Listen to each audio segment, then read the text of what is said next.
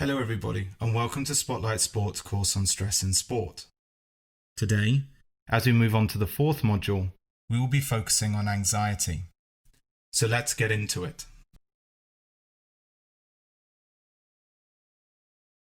Anxiety is such an enormous influencer on the psychological mindset of an athlete before and during performance. It is important for anyone looking to learn about anxiety to first understand how the mind and body are affected by different levels and what the differences are between the two.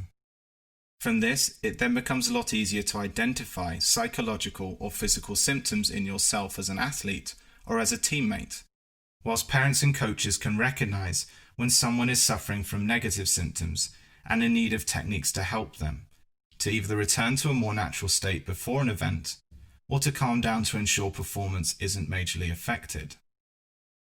To do this, it is important to get a general understanding of what techniques are available to help both cognitive and somatic anxiety, especially with the increased benefits of cognitive behavioral therapy. To help tick off these key points, we will be going into detail about anxiety, where we will be opening up on what anxiety is, breaking it down into the two most common forms, somatic and cognitive anxiety, and then looking at its relationship to performance in sport with the support of the catastrophe model. We will then finish by sharing a few beneficial techniques and treatments to aid in improving both somatic and cognitive anxiety for you or others in the future. Anxiety is both psychological and physiological. It is what we feel when we are worried, when we feel tense or negative thoughts about not being able to cope. These feelings occur especially when something, such as an event, a situation, or even an external variable providing a challenge or a threat, is about to happen or something that could occur in the future. Anxiety is a perfectly natural human response when we believe that we are under or going to be under threat. It can be something that we experience through our feelings, physical sensations, or our thoughts. Certain levels of anxiety can be positive, as it is helpful in reacting to stresses or situations that are deemed as potential threats. It can quicken our reflexes, keep our attention more focused and centralized on the task at hand, and it eventually disappears once the situation is resolved. However, anxiety is largely perceived as negative, and the long-term effects can be incredibly damaging. If you are suffering from consistently high levels of anxiety, it can eventually become a major contributor to poor mental health and lead to certain anxiety-based disorders like separation anxiety disorder, social phobia, selective mutism, generalized anxiety disorders, panic disorders, and many more. Symptoms of anxiety can suddenly come out of nowhere and gradually creep up on you without realizing. Common symptoms of anxiety include a racing heart, shallow and rapid breathing, a mind full of too many thoughts, chest pains, shaking, and maybe even hot and cold flashes. The feeling of being unable to achieve success in the face of a stressor leads to feelings of uncertainty and helplessness, which, coupled with the physiological symptoms above, can also lead to such things as burnout, depression, negative forms of perfectionism, and thoughts of self-harm or suicidal tendencies. Cognitive anxiety is the psychological component which is characterized by negative expectations about success or self-evaluation, maybe even negative talk, worries about performance, fear of failure, inability to concentrate, and disrupted attention. When the situation is deemed threatening and anxiety levels are high, concentration towards that particular threat automatically occurs. Attention to everything else is disrupted, and worries about the situation or the stressor inevitably increase. In sport, athletes will achieve their best level of performance when their levels of cognitive anxiety are low. Conversely, and most worryingly, the higher the level of cognitive anxiety there is, the more difficulties individuals will face in their pursuit of aiming to reach their optimal level of performance. And these levels of anxiety can fluctuate in many different environments. It could be during the preparation stage for a match or event, or as a coach, maybe a parent or as an athlete, They can see in themselves or in others behavioural differences and an inability to focus fully on the situation at hand. But this doesn't just have to occur before and during major events. It could occur in a training session where selection for the starting lineup plays a key role, if new players are brought in to compete for places, or even starting in a new team or club. Athletes will focus on the uncertainty of the outcome and having negative thoughts about their ability to complete tasks. As you can see by the internal thoughts above on the slide, these are just some of the many examples that athletes say to themselves when they are feeling anxious before or even during an event, which you notice concerns so many different variables, not just one particular situation. It is a lot of different pressures building up in one person's head, isn't it?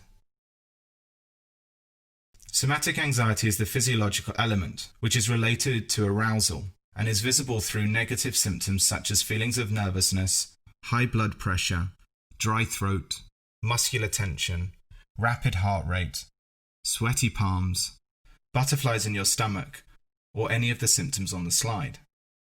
Therefore, an individual that reacts to anxiety, primarily in a physical way, is experiencing somatic anxiety. This could be when a person feels sick and uncomfortable multiple times a week.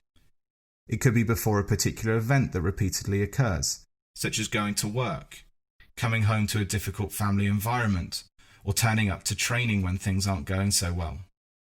Sometimes you don't truly understand why you feel this way, but your subconscious has alerted your body to feel feelings of anxiety that are released in these physiological ways. There have been many cases of athletes saying that before every match they feel nauseous and their stomachs are doing somersaults. Some of these are the most elite athletes in their sport, yet they can't help it. It might just be the fact it is a final, therefore it is situational specific. Or it could be every time they are to take on an opponent, and it is a learned trait they have to this stressor. It might not be on big occasions either. If athletes are experiencing new environments, joining a new team, have maybe been out of form and not been chosen for the team for a while, or even maybe making a mistake in the previous game that made their team lose, and then they haven't met their squad until the next training session. Such feelings as stomach aches, lack of sleep, or headaches are frequently experienced. But once you have met the squad and seen that they aren't disappointed in you, or met your new team and realised they are nice people, and even welcoming, or even getting some advice from your coach on what to focus on to turn that form around, suddenly those physical symptoms disappear. As we saw in the last module, in the inverted U theory, arousal, or as we've talked about here as well, somatic anxiety, is related to performance when the athlete has low cognitive state anxiety. However, with the catastrophe theory, there is a much more significant drop in performance when cognitive anxiety is high and the increases in arousal pass a point of optimal arousal. And when we talk about a rapid decline, it's almost like jumping off a cliff. There isn't a gradual evening out. It is a straight drop to the ground below. Therefore, you experience a massive decline in performance. The model proposes 4 specific relationships between cognitive anxiety and a somatic component. Number 1. Cognitive anxiety has a positive linear relationship with performance when physiological arousal is low. Number 2. Cognitive anxiety will have a negative relationship with performance when physiological arousal is high. Basically meaning the lower your physical symptoms are, or arousal, the calmer your mind is. Number 3. When cognitive anxiety is low, physiological arousal has an inverted U relationship with performance. And number 4. When cognitive anxiety is high, increased levels of physiological arousal lead to a catastrophic drop in athletic performance. In addition to this, once this majorly catastrophic drop in performance has happened, a significant decrease in physiological arousal is needed to return performance to a much higher level again. Examples of catastrophe theory in sport are when players make stupid challenges in rugby, football, or NFL or basketball and get sent off, sin-binned or ejected, or where golfers take far too many shots in a single hole, or ice skaters miss a landing, or baseball outfielders drop a simple catch. This catastrophic dip in form is largely connected to choking, where players have seemingly been in control of the event and out of nowhere have a combined overload of cognitive anxiety and arousal to make massively uncharacteristic errors and hand the advantage to their opponent. Such as a darts player only needing to hit a double to win and missing with their next 6 attempts, handing a seemingly unlosable opportunity over to their opponents to call back into the game. One of the most currently popular forms of cognitive anxiety treatment is cognitive behavioral therapy, or CBT. Cognitive behavioral therapy is a form of talking therapy that helps to manage your anxiety by altering the way you think and behave. It helps you learn how to identify and change those destructive behaviors, or understand particular thought patterns you have that influence your emotions, which in this case is increased psychological anxiety. By helping you deal with these problems, cognitive behavioral therapy focuses on dealing with the current issues at hand, rather than focusing massively on things way in the past. Strategies might include such things as learning to recognize one's misperceptions in thinking that they are creating problems, and then to reevaluate with a more realistic viewpoint. It could be gaining a better understanding of the behavior and motivation of others, or using problem-solving skills to cope with difficult situations, or even learning to develop a greater sense of confidence in their own abilities. Or cognitive behavioral therapy treatment might also involve efforts to change behavioral patterns, such as facing one's fears instead of avoiding them, using role-playing to prepare for potentially difficult interactions with others, or learning to calm the mind and body down before an event. Cognitive behavioral therapy encompasses a range of techniques and approaches that addresses thoughts, emotions, and behaviors. These can range from structured psychotherapies to self-help materials. There are a number of specific types of therapeutic approaches that involve cognitive behavioral therapy, such as the ones on the slide above.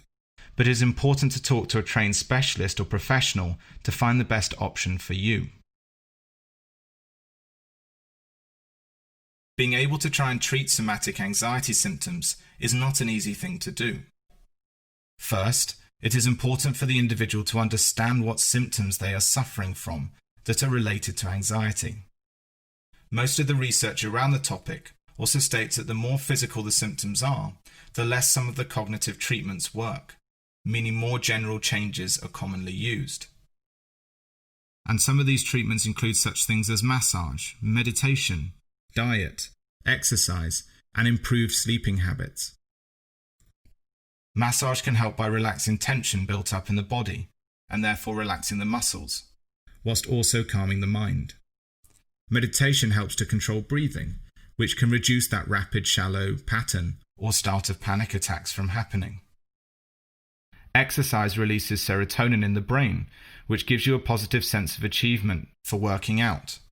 Or better nutrition helps your internal organs keep strong and clean, meaning the body is not overworking when anxiety arises internally. And maybe even a better sleeping pattern allows your entire body to get a fresh start on a new day, rather than empty, tired cells and a sleep-deprived brain trying to fight the battles of today on the energy of yesterday. Cognitive and somatic anxiety are the two main components of anxiety itself. Cognitive relates to the psychological negative thoughts or feelings and expectations that focus on the outcome, which leads to negative or lowered performance. Somatic anxiety is the physical element that is visible through such symptoms, among other things, as sweating, headaches, and dizziness. Somatic anxiety is a lot more visible for coaches or parents to recognize in athletes, especially as there have been multiple occasions when somebody has experienced an athlete not looking the same, feeling the same, or giving excuses not to train or play before big events. However important it is to help both negative forms, it is vital to ensure that athletes are thinking more positively and not over-focusing on the uncertainty of an outcome. Continual focus on this will constantly lead to negative performance and doubt within their own abilities, which in turn will continue to display such things as rapid breathing and increased heart rate. One major way to do this is cognitive behavioral therapy, as we mentioned before, which helps to focus on the now and helping alter the way you think and behave. Any support this technique can give to someone is tailored to them, and with so many different techniques within the therapy, there is guaranteed to be a version that can help all different individuals suffering from major cognitive anxiety. If you have any questions about this course or for more information, please contact us at spotlightsportspsychology.com.